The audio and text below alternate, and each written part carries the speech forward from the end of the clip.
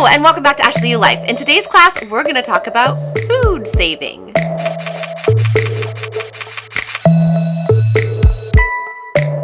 I know you're probably like, Ashley, what the heck is food saving? Well, that's just what I'm calling it because I don't know what else to call it. I am a fan of buying in bulk. I am a Costco shopper, but Matt and I are only two people and a dog. We don't have like a huge family or anything that really necessitates us needing to shop at Costco. However, I love to shop at Costco. And everything at Costco comes in such big portions normally. I don't want things to go bad, so I've had to come up with ways to food save. I think that everyone pretty much food saves the same, and I don't think there's actually any rules to it, but I do know that there's some items that I've learned how to save. And when I've looked them up, either it wasn't very clear or it was hard to find, and there just wasn't also a place to go to like see how to save a bunch of the common foods that you have in your home at once. Like I kind of just wanted someone to say, this is how you save onions, this is how you save cheese, this is how you do this, you know? And there wasn't that place. You kind of had to look up everything individually. And I kind of was wanting there to be a place that just kind of told me all the fun things you can do with certain food items that you use all the time to kind of help save you money in the future if you buy in bulk. So that's what we're doing today. I also teased this on my Instagram a couple weeks ago, so I have been working on this for a couple of weeks. So as I buy items, I am showing you how I store them if they need to be stored and frozen for a later date and time. And I also have a really good tip for avocados at the very end. I can't believe I haven't been doing this. My whole life, I haven't thrown out an avocado since I started doing this. So if you want to know how to save avocados, watch till the end. So let's first talk about what I have to help me food save. It's called a food saver, and it's one of those things that you make your own little plastic baggies and it sucks the air out of it. I love it so much. I got it from my mother-in-law for Christmas, I think, and it's the best thing since sliced bread. I love it. I looked online. You can get some for around like $50. I got an actual like food saver brand and it's around $150, but I know that she got it at Costco and I do believe it was on sale for like $100. So you could get good deals on them. You just have to look. Now, do you have to have this to do these things? No, you could just go get plastic freezer bags and that'll work just the same and just suck the air out as much as you can. There's even a little trick that I'm going to show you on how to do that a little bit later.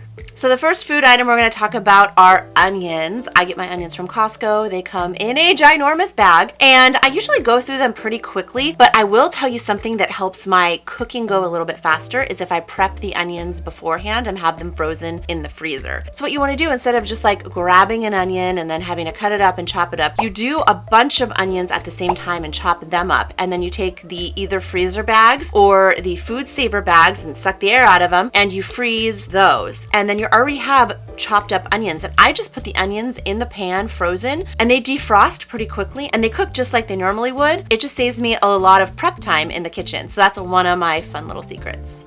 And it holds the shelf life of the onion longer, as well as you've already prepped your onions to be cut for whatever you might be making. It's a win-win. And also on a side note, whenever you're freezing anything, just make sure to label and date it for future reference. Okay, next thing we're going to talk about is bell peppers. I love bell peppers. I get them at Costco again. They come in the little 6-pack, 2 reds, 2 yellows, 2 oranges. It's the best price on bell peppers because they can be kind of pricey. And so what you want to do is you can cut them and you're going to cut them into long slivers, like the kinds that you would like dip into a dip if you were having some kind of appetizer at a party. Or another way to look at it is fajita style. And so you're going to cut them just like that and then you're going to lay them on a sheet pan. I put tinfoil down first and then I put them on the sheet pan and you're going to stick them in the freezer and freeze them. And then once they're frozen, you're going to put them in your freezer ziploc bag or in your food saver bag, suck the air out and label it, date it, and then stick it in the freezer. So next time you need bell peppers to dip into your appetizer or you need to cook them on the stovetop, you have them prepped. Again, just like the onions, it makes throwing together a dinner so easy. Now let's talk about one of my favorite foods, cheese. I love cheese so much and I get a lot of it at Costco and or Trader Joe's. Now I do not recommend freezing like whole cubes of cheese, but I do recommend freezing shredded cheese. And as I said, I do get mine at Costco, so I get the little blended Mexican cheese and I get the mozzarella cheese and they both come with 2 big bags. I just don't want it to go bad, so I put one bag in the fridge and I'll stick the other bag in the freezer and it's there for me when I need it. And I've been doing that, oh gosh, forever. I think. And the shredded cheese always defrosts pretty quickly. Like even if I need to use it right away and I just grab it out of the freezer, I'm able to like manipulate it and crush it and get it down so I can cook with it right away pretty much. Now with big cube cheese, say you buy the big ones, I would recommend shredding that, bagging it, taking the air out as much as you can if you're using like a freezer Ziploc bag and putting it in the freezer and I think that's just better for it. Now, if you have cubes of cheese and you want to keep them super fresh in your fridge for longer, cheese does tend to last a little bit longer than most things, but I do like to give it a good seal with saran wrap and then stick it in a plastic bag and stick it in the fridge. I find that helps my cheese last a little bit longer. I think this is a good time to talk about getting the air out of a freezer Ziploc bag if you do not have a food saver. So I have my Ziploc bag and I have unexpected cheddar from Trader Joe's. Oh my gosh, if you have not tried unexpected cheddar, you are going to be unexpectedly so excited because it is delicious. So this is sealed, but if it was open and I had a few bites and I want to save it, I would wrap it in saran wrap and then I would throw it in a Ziploc bag just like this. I would zip to it's mostly closed. I'm going to take a straw, stick it inside the Ziploc bag and zip to the straw, okay? So you're just going to suck out the air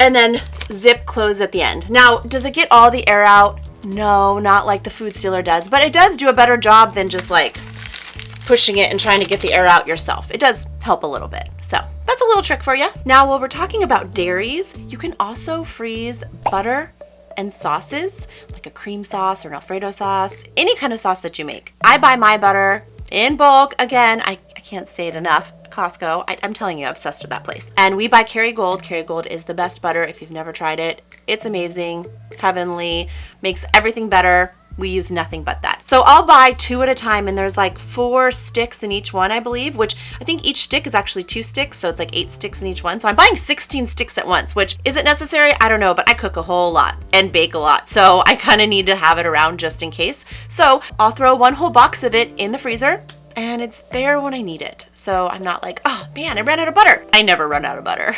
Now let's talk fruit.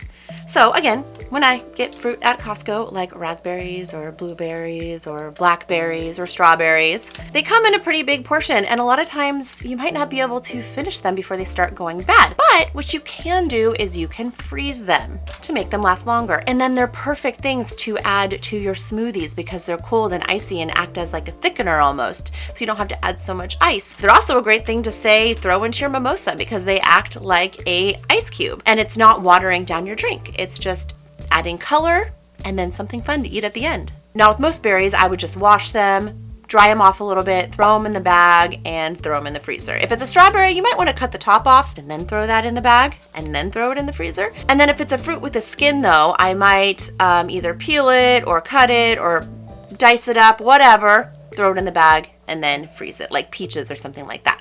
Now the thing I really love to freeze is bananas, because bananas go bad pretty quickly if you don't eat them right away. But I also do love like really, really ripe bananas for banana bread. And you can freeze them super ripe too. And so that's what I did this time. Sometimes I freeze them before they get this ripe so I can use them in smoothies and stuff. But even this ripe, you could still use them in smoothies. It doesn't really matter. So these ones are pretty ripe and I'm just kind of breaking them apart. I don't want to keep them whole and I'm putting them in the bag so they're kind of already broken up in the bag. And then I just freeze them and it works out really, really nice. And I don't ever have bananas that go bad.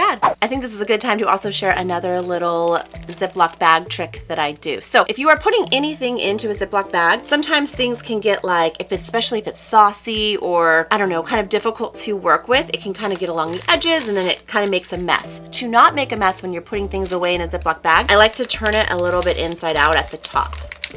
And this creates almost like a pouch that you can set down on the table just like this, and then you can pour whatever you need to in it. Now, if it's a liquid for some reason, like a soup or something, like you only have a little bit of soup left and you don't really want to put it in a container or you want to take it to work with you and you want to be able to throw it away and you want to put it in a Ziploc bag, just be careful because it will become rolly. But if it's something solid, this works so well to just like dump it into the Ziploc bag. So that's my little trick for putting things in a Ziploc bag, and then you have no mess around the edges that you need to clean up. So you just fold it back up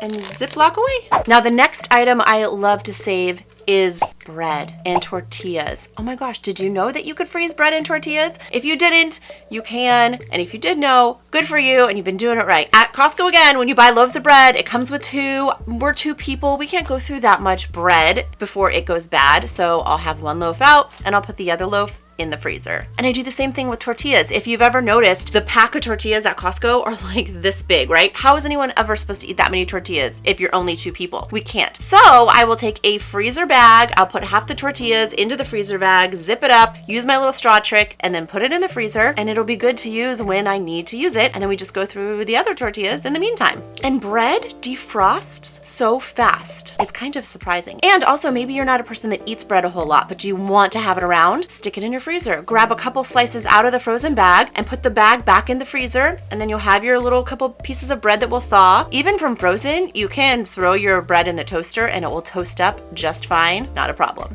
Now, I'm sure you're already doing this because most people do, and a lot of meats get sold this way is frozen. So when you do buy meats and you're not going to use all of it, feel free to go ahead and freeze it. You can freeze sausages. I freeze bacon. I freeze salami, like for the little charcuterie plates and stuff. That stuff defrosts so nicely. I freeze lunch meat. So if I buy it from Costco and it's too much meat, I'll take half of it and freeze it. I freeze ground beef. And I also freeze things like this pulled pork that you can get at Costco. This freezes very nicely. Freezing meats to me is just smart because you're buying them in bulk, which is making it a cheaper price, and then you have them when you need them. Oh, and you can even freeze raviolis. So these raviolis came in a 2-pack from, I bet you can guess it, Costco. And I wasn't planning on eating both packs at once, and I didn't want to have raviolis twice in 1 week, so I froze the other half, and they're still waiting for me in the freezer, and they will still be as fresh as the day I bought them once I decide to pull them out of the freezer.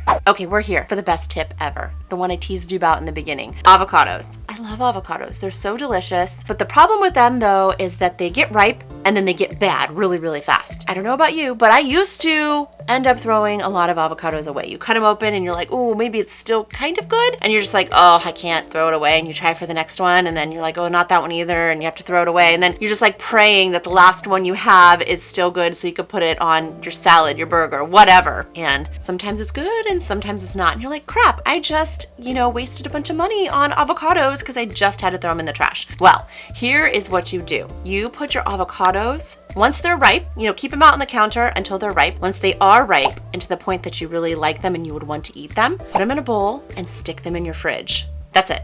You're just gonna put them in a bowl and stick them in your fridge, and you pull one out when you want it. It keeps it at that ripeness for, I want to say, a really long time. Honestly, I haven't thrown away an avocado in so long because I'm keeping it ripe in the fridge, and it's just always ready for me. I haven't had an avocado go bad yet, and I want to say, I've had some avocados in there for 2-3 weeks and they're still good. So that's my tip for avocados. I hope you never have to throw another avocado away. I can't believe that I only just started doing this recently. I should have been doing it forever. What's wrong with me? Why did no one ever tell me? So that's why I'm telling you in case you don't know. So if you do know, yay! You've been doing it right. But if you're like me and you didn't know and needed someone to tell you, I hope I can be that person for you. So if you have any other tips and tricks for saving food that I didn't cover, please do put them in the comments below. I would love to hear. I'd love to share. I would love for all of us to learn more about food saving, because at the end of the day, I feel like it really does help you save money if you do buy in bulk. But I feel like I do talk to a lot of people who are in my circumstance where you only have 2 people in the house and a dog, and you don't need that much food. It's they don't feel right buying in bulk. And so saving food like this makes it so that you can buy in bulk and therefore save money, which is, at the end of the day, my goal always. So before you run out and get a food saver or start freezing all your food, make sure to like and share so other people can like and share. And don't forget to subscribe. I'll see you next class. I hope that was helpful. I know it was kind of random, but I feel like it was something that I was looking up, Googling and wondering how to do certain things. So I hope that me sharing has helped you in some shape or form. And if you did like this class, please do make sure to hit that subscribe button. I do hair, makeup, and life hack classes weekly. This was definitely a life hack class. And so yeah, hit that little subscribe button, the bell next to it. That's what lets you know when I upload a new class so you don't miss out on any of the fun. See you soon.